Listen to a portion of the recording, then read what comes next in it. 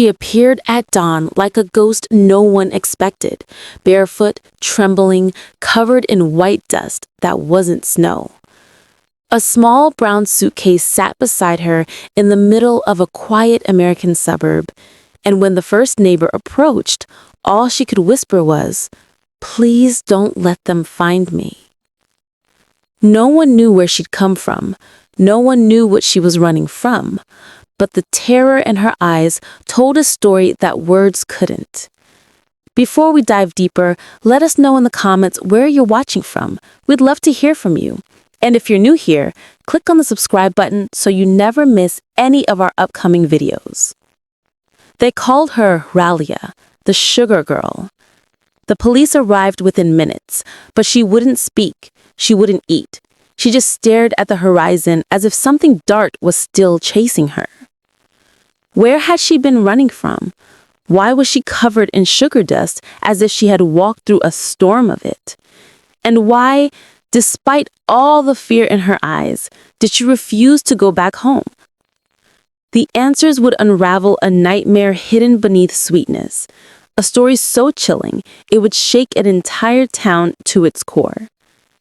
To understand Ralia, we must go back to the beginning, to a place where sugar was everything, where it paid bills, fed families, and decided who lived well and who didn't. Ralia was born in a small rural community known for one thing: sugar production. The land stretched for miles, covered in thick sugarcane fields that swayed like waves under the sun. Every family depended on it. Her mother, Mama Nuhu, spent her days stirring thick brown syrup in massive pots, her face glistening with sweat and exhaustion. Her father, Bako, worked the plantation from sunrise to sunset, his body bent under the weight of decades spent cutting cane. And her younger sister, Amina, would sing as she helped package the sugar into small bags for market. They were poor, but they had each other. Ralia was the dreamer of the family. She believed in a life beyond the cane fields, beyond the endless cycle of planting and harvesting. She wanted to study. She wanted to leave. But dreams cost money, and money was something they didn't have. Then there was old Man Jaja. Everyone knew him. Everyone feared him.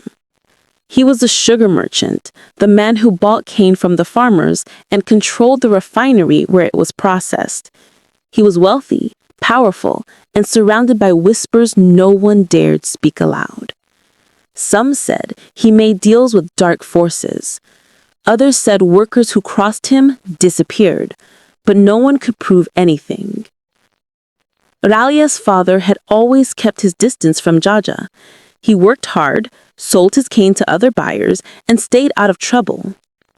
But one season, the rains failed, the crops suffered, bills piled up, and desperation made him do something he swore he never would. He borrowed money from old Man Jaja. The night Jaja came to collect, Ralia's world shattered. She remembered every detail. The way the air seemed to thicken when his shadow filled the doorway. The way her mother's hands froze mid-stir. The way her father's voice cracked as he tried to explain he didn't have the money yet. Jaja didn't raise his voice. He didn't need to. He simply smiled, slow and cold, and said, "Then we'll settle this another way." He looked directly at Ralia. Her father stepped forward, panic flooding his face. "No, not her, please. I'll find the money, I swear." But Jaja's smile didn't falter. "Your daughter will come work at my refinery, just until the debt is cleared. Consider it a fair trade." Ralia felt her chest tighten. She had heard the stories about Jaja's refinery, about the workers who went in healthy and came out hollow, about the accidents that were never investigated. "I'm not going," she said, her voice shaking but firm. Jaja turned to her, his eyes gleaming with something that wasn't quite human. "You will, or your father's debts will be paid in other ways. Ways that involve your entire family." The next morning, Ralia was taken. Her mother wept, Her father couldn't look her in the eye. Amina clung to her leg, begging her not to go, but Jaja's men were already waiting. The refinery was a nightmare dressed in smoke and heat. Massive furnaces roared day and night, boiling sugar until the air itself tasted bitter. Workers moved like shadows, silent and broken. Ralia was assigned to the boiling room, where the syrup reached temperatures that could melt skin. She worked 12-hour shifts with no breaks, no water, no mercy. Her hands blistered, her back ached, her lungs burned from the fumes. But worse than the physical pain was the fear, because at night, when the machine stopped and the workers were locked in their quarters, she heard things: screams, footsteps, whispers that didn't belong to any living person. One night, she met Toby. He was young, maybe a year older than her, with hollow eyes and a scar running down his forearm. "Don't trust anyone here," he whispered as they sat in the dark. I leaned closer. "What do you mean?" Toby glanced around, making sure no one was listening. "People don't just disappear here. They're taken, used. I've seen it." "Used for what?" "I don't know, but whatever it is, it's not good. And once Jaja marks you, you don't get out." Ralia's blood ran cold. "There's a woman here, Sade. She lost her daughter to this place. She knows more than anyone." Ralia found Sade 2 days later. She was older, with graying hair and eyes that had seen too much. "You're Bako's daughter," she said quietly. Ralia nodded. "How did you know?" "I knew your father before he left this place, before he swore he'd never come back." Sade's voice was heavy with grief. "Now you're here, just like my daughter was." Ralia's heart sank. "What happened to her?" Sade's hands trembled. Jaja took her, said she was special, that she had something he needed. One night she was here, the next morning she was gone. No body, no explanation, just gone. Sade looked at her with fire in her gaze. "Don't be sorry. Be careful, because he's watching you too." Over the following weeks, Ralia began to notice things. The way Jaja's eyes followed her whenever he walked through the refinery. The way certain workers were pulled aside and never returned. She and Toby started investigating. They discovered that Jaja kept a private ledger in his office listing names, dates, and strange symbols.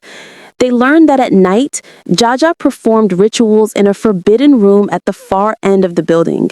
Workers who got too close reported hearing chants, smelling incense mixed with something rotten, and seeing shadows that moved on their own.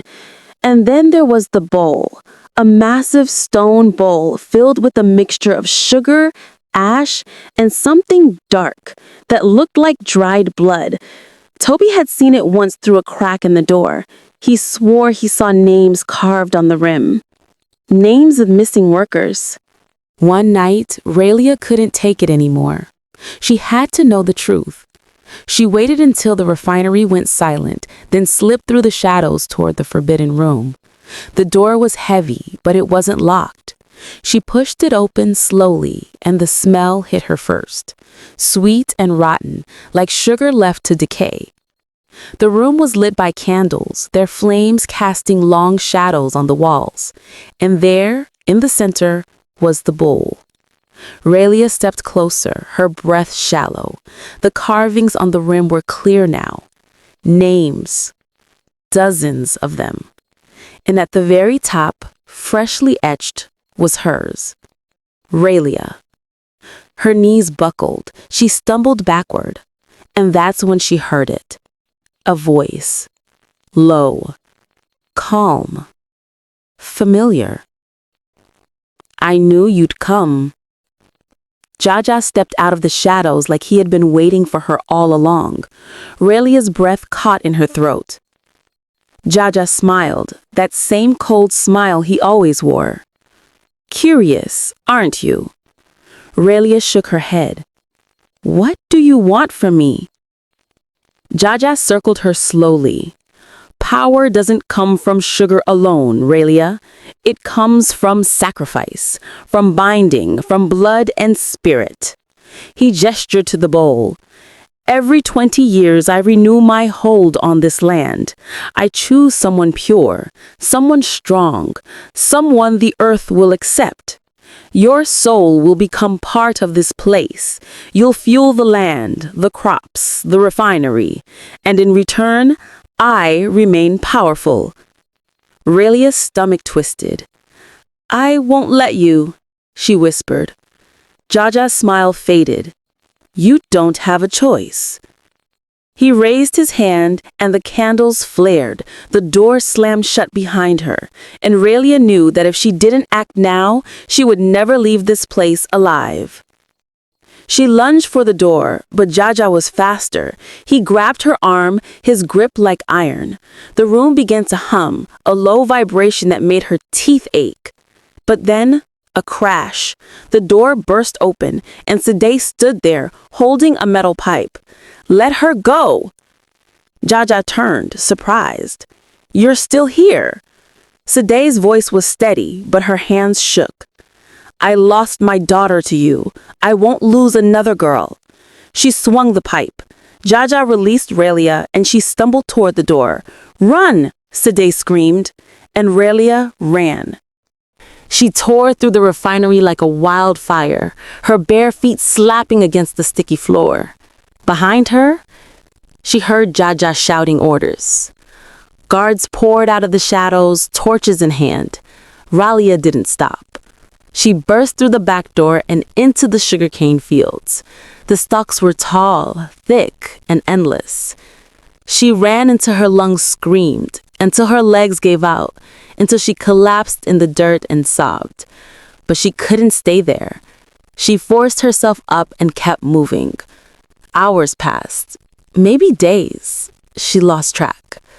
All she knew was the sound of her own heartbeat and the distant voices hunting her. At some point, she stumbled onto a road. A truck driver saw her, covered in dust and blood, and stopped. He didn't ask questions. He just drove. And when he reached the nearest town, he dropped her off at a bus station and handed her enough money for a ticket. Go far, he said, and don't look back. Ralia didn't know where the bus was going. She didn't care. She just needed to be anywhere but there. She rode for days, sleeping in her seat, eating whatever strangers offered. And eventually, she ended up in a place she didn't recognize. A place where the air didn't smell like sugar, where the streets were clean, where no one knew her name. That's where she was found, standing in the middle of a quiet American suburb at dawn, barefoot and trembling, clutching a brown suitcase that held nothing but the clothes she escaped in. Authorities took Ralia in. They asked her questions she couldn't answer.